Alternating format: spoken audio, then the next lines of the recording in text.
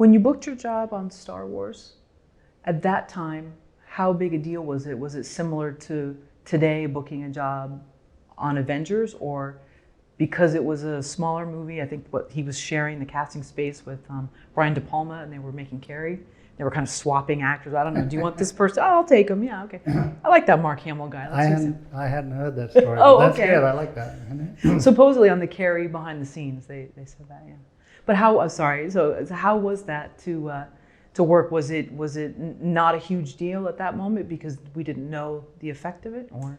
Well, I had originally interviewed with George Lucas and Gary Kurtz to do the visual effects, to be the first unit visual effects director, and I spent a lot of time in my early career saying, "Oh, I've done that. I don't want to do that anymore. I'm going in this new direction." So I had been shooting as a live action DP a bunch of pictures for Roger Corman, and so that was the direction that my career was going. So my good friend John Dykstra got the job to do the main unit visual effects, and they invented this incredible motion control system which enabled you to shoot models moving very fast. In 2001 the spaceships were moving so slowly that you could just shoot them single frame and it was fine. But when you have a ship that's moving really fast, once again, the motion blur became really important. So that meant that you had to shoot the model while the camera and the model were in motion. So during the exposure, which might be as long as 4 seconds or something, the model was actually in motion and the camera was in motion at the same time.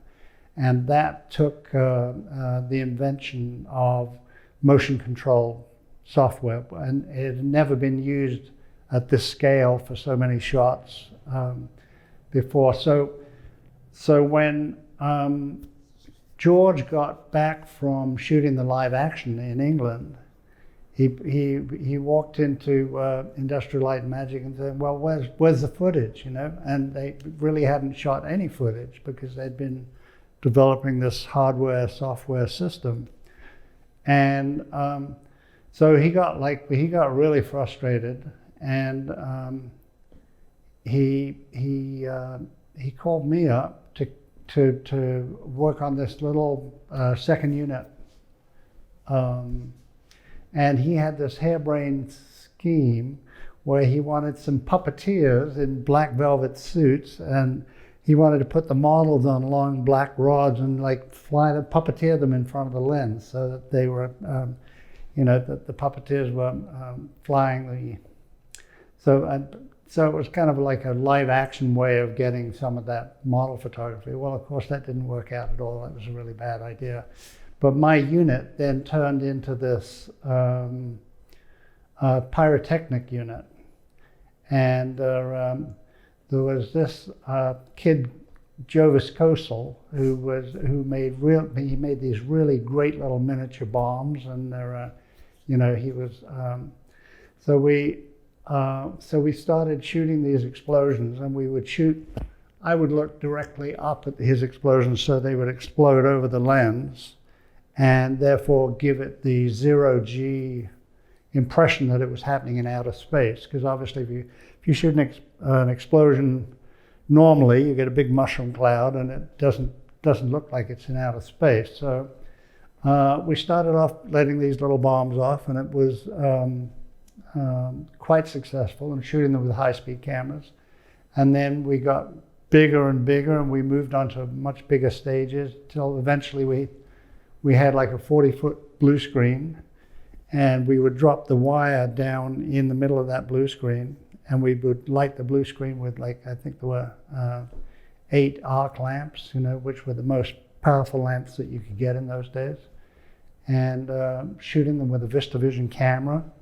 and we would shoot up through a piece of glass, which were two sawhorses and a piece of plywood and a hole cut out to shoot through. And then a piece of glass was over that to protect the lens. And then we let off these bigger and bigger bombs until finally we had the explosions that we needed for blowing up the Death Star and also for blowing up Alderaan.